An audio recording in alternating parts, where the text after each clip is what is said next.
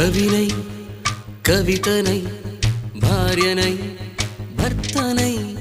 కవినై కవితనై భార్యనై భర్తనై మల్లెల దారిలో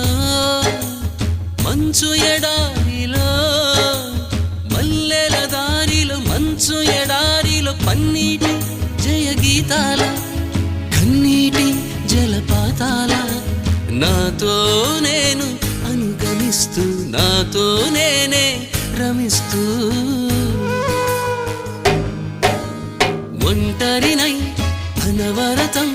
కంటున్నాను నిరంతరం